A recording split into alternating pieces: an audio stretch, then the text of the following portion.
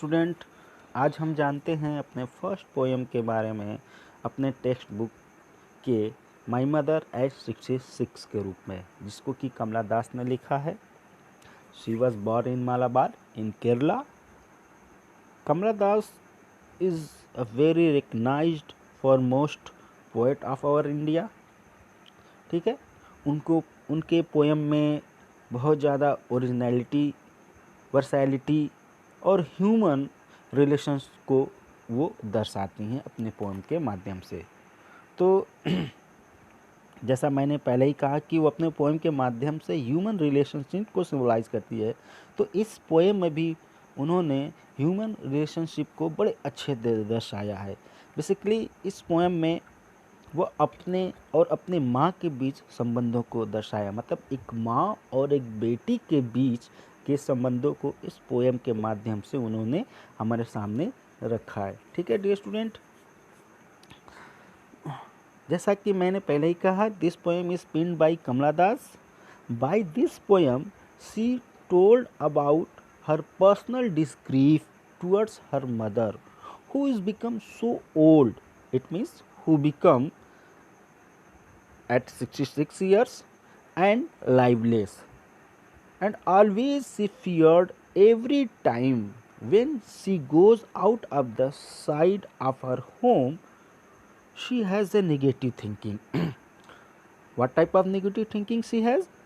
That she may meet her or see her mother or not next time. मतलब जब भी वो अपने घर से बाहर जाती हैं तो हम उनके मन में हमेशा एक डर लगा रहता है कि जब वो दोबारा वापस आएंगी तो शायद ही उनको देख पाएँ या उनसे मिल पाए, क्योंकि उनकी एज हो चुकी है।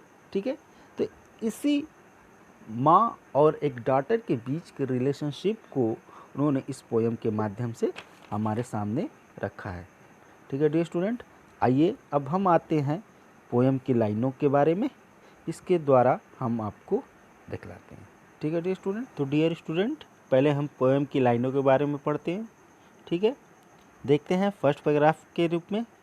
Driving from my parents home to Cochin last Friday morning, I saw my mother beside me, doors open-mouthed, her face ashen like that of a corpse, and realized with pain that she was as old as she looked out.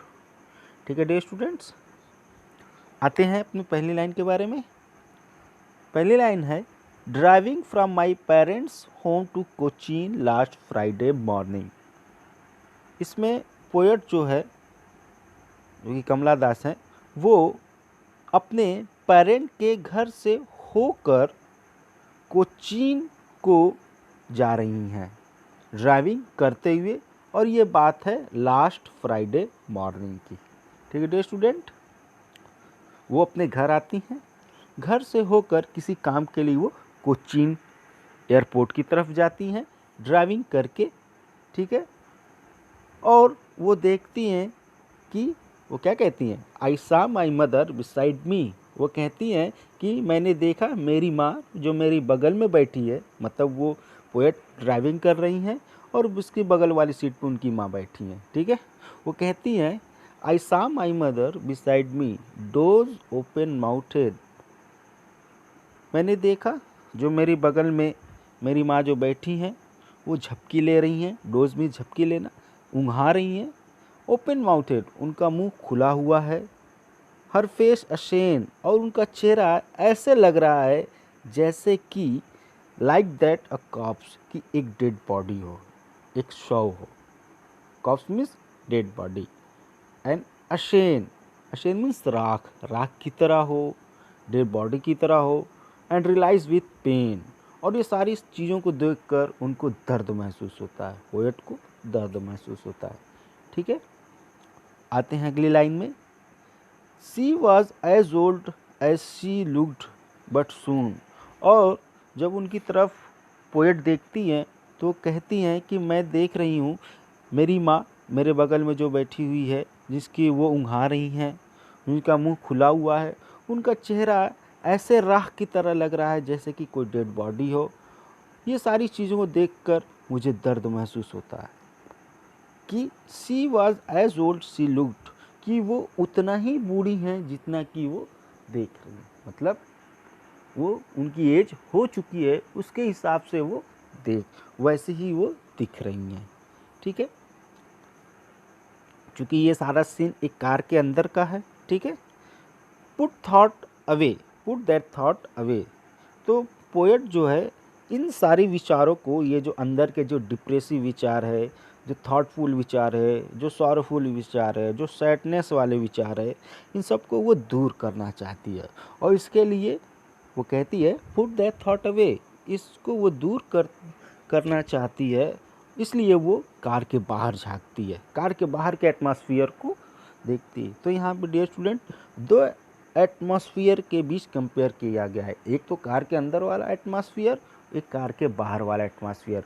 Car के अंदर वाला atmosphere हम देखते हैं dear student की बहुत ज़्यादा डिस्मे से भरा हुआ है, ग्लूम से भरा हुआ है, बहुत ही ज़्यादा स्टेशनरी है, इमोशनलेस है, कोई हलचल नहीं हो रहा है।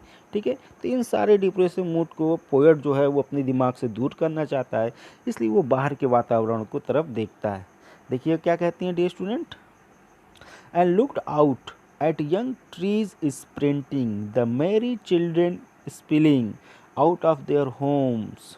ठीक है डियर स्टूडेंट, तो इन सारे डिप्रेसिव विचारों को दूर करने के लिए जब वो कार के बाहर देखती हैं, देखती हैं कि ठीक जो कार के अंदर का जो एटमॉस्फेयर है उसके ठीक उल्टा बाहर एटमॉस्फेयर है। देखती हैं कि कैसे छोटे जो पेड़ हैं वो दौड़ते हुए नज़र आ रहे हैं, छोटे जो बच्चे हैं अपने घरों से बाहर खेलने के लिए निकल रहे हैं खुशी खुशी।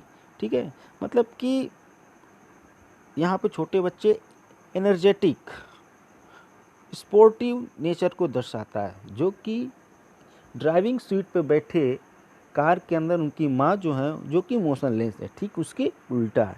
ठीक है, तो स्टूडेंट्स कार के अंदर सारी चीज़ें ठहरी हुई हैं, लेकिन कार के बाहर जो बाहर का वातावरण है सब कुछ दौड़ता हुआ रनिंग वे में, मोशन में दिखाई पड़ता है।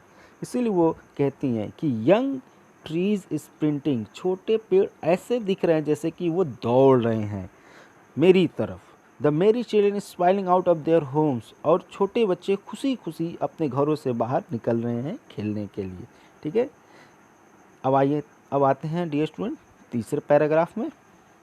क्या कहती हैं देखिए, but after the airport security check standing a few yards away I looked again at her wan पेल।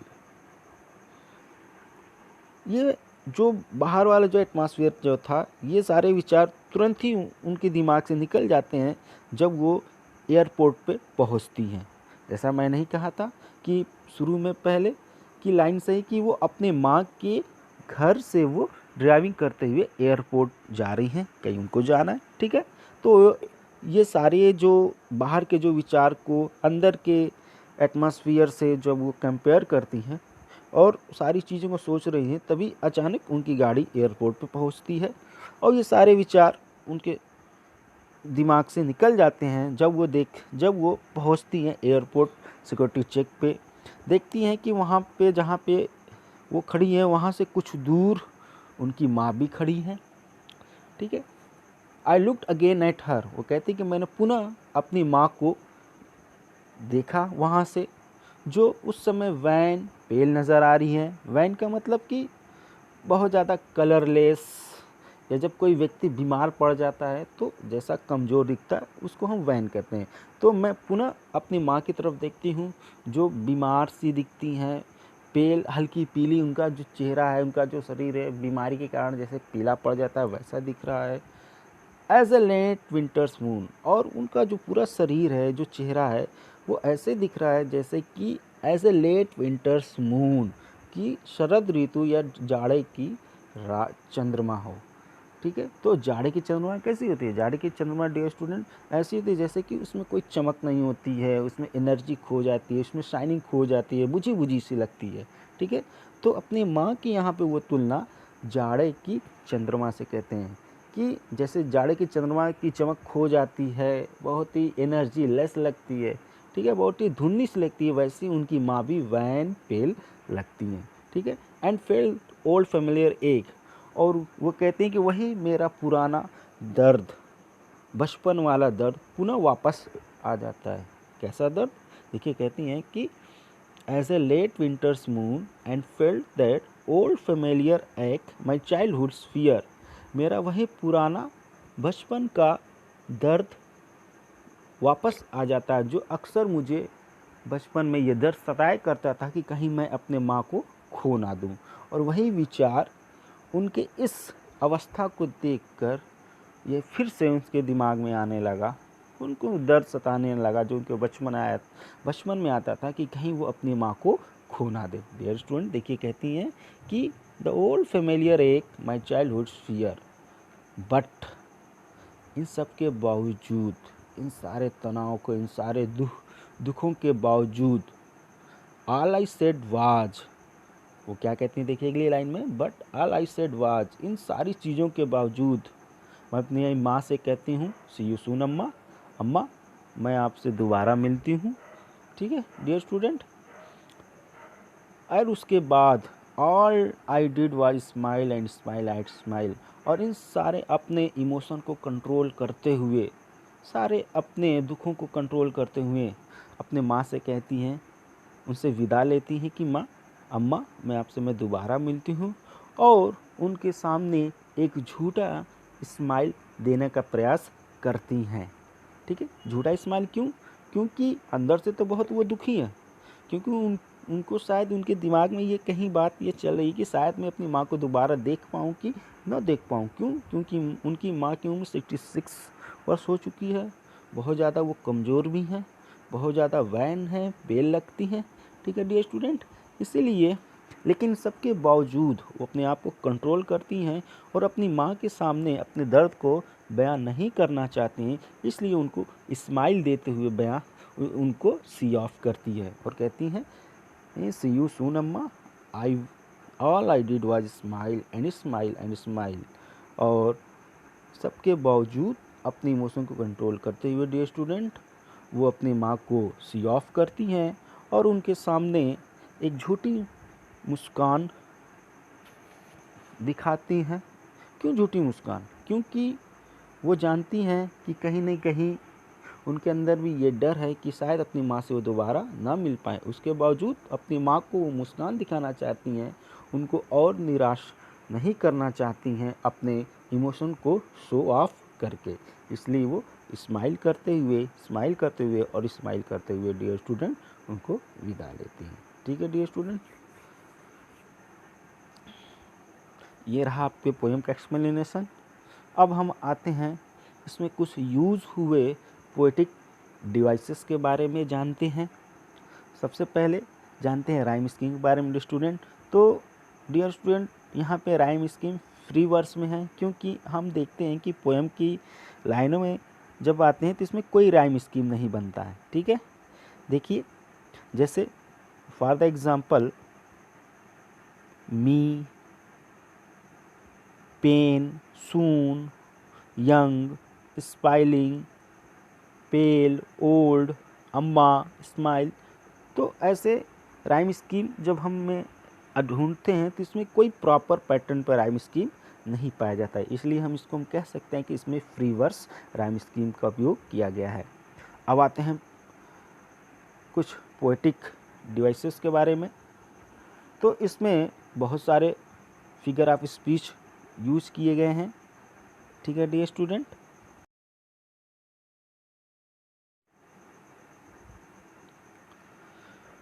तो देखते हैं डियर स्टूडेंट, इसमें बहुत सारे फिगर स्पीच यूज़ किए गए हैं, जैसे कि Simli, metaphor, personification, anaphora, alliteration. ठीक है डियर स्टूडेंट, आइए हम देखते हैं सिमली का उपयोग कहाँ पे हुआ है। तो basically simile is the word by this we compare two things by using like और एज। ठीक है, तो हम देखते हैं कि कहाँ कहाँ हम सिमिलर उपयोग किया। देखिए पहली लाइन देखते हैं, her face ashen like that of a corpse. यहाँ पे हर फेस अशेन, उनके चेहरे को तुलना की गई है एक कॉप्स के द्वारा, तो यहाँ पे सिमिली आता है। और फिर देखिए as a late winter's moon, और फिर अपनी माँ को उन्होंने तुलना किया है लेट विंटर मून के साथ, ठीक है। तो यहाँ पे भी सिमिली बनता है। अब आते हैं मेटाफर। देखिए मेटाफर, द मेरी चिल्ड्रेन स्पाइलिंग, ठीक है। यहाँ पे मेटाफर नामक पोएटिक डिवाइसेस का उपयोग किया गया है क्योंकि it is the direct comparison of two things without the use और एज और लाइक। मतलब यहाँ पे अपनी वो उन कार के अंदर का एटमॉस्फेयर की तुलना और बाहर के एटमॉस्फेयर की तुलना की गई है, ठीक है। कार के अंदर उनकी माँ बैठी हैं जो कि दुखी हुई हैं, स्टेशनरी हैं, मोशनलेस हैं। ठीक उसके अपोजिट जो बाहर के जो बच्चे हैं, द मेरी चिल्ड्रेन स्माइलिंग, खुशी खुशी जो बच्चे हैं अपने घर से बाहर निकल रहे हैं। ठीक इन दोनों की तुलना बिना एज या लाइक के की गई, इसलिए यहाँ पे मेटाफर फिगर ऑफ स्पीच बनता है। अब यहाँ पे पर्सोनिफिकेशन भी है डियर स्टूडेंट। कैसे? When we give human characteristics to animal or plants, non-living things, it is personification। देखिए ट्रीज स्प्रिंटिंग, पेड़ दौड़ रहे हैं, ठीक है। तो यहाँ पे पर्सोनिफाइज किया जा रहा है, ठीक है। अलिट्रेशन, यहाँ पे बहुत सारे वर्ड है जो रिपीट किए गए हैं, जिनके साउंड रिपीटेशन में आ रहे हैं, जैसे कि माई मदर, यम और यम साउंड 2 बार निकल के आ रहे हैं। दैट थॉट, टी और टी 2 बार निकल के आ रहे हैं। और देखिए I said was, see you soon, यहाँ पे यस लगातार रिपीट हो रहा है डियर स्टूडेंट। तो यहाँ पे हम कह सकते हैं कि एलिट्रेशन नामक पोएटिक डिवाइस का उपयोग किया गया है। ये रहा आपका डियर स्टूडेंट्स फर्स्ट पोएम आपके टेक्स्ट बुक का माई मदर एट 66 के बारे में। मुझे उम्मीद है डियर स्टूडेंट कि आप लोगों को अच्छे से समझ में आया होगा और उसके पोएटिक डिवाइसेस के बारे में भी आप जान गए होंगे कि कौन कौन से पोएटिक डिवाइस भी इस पोएम के माध्यम में इस्तेमाल किए गए हैं, ठीक है। Thank you very much.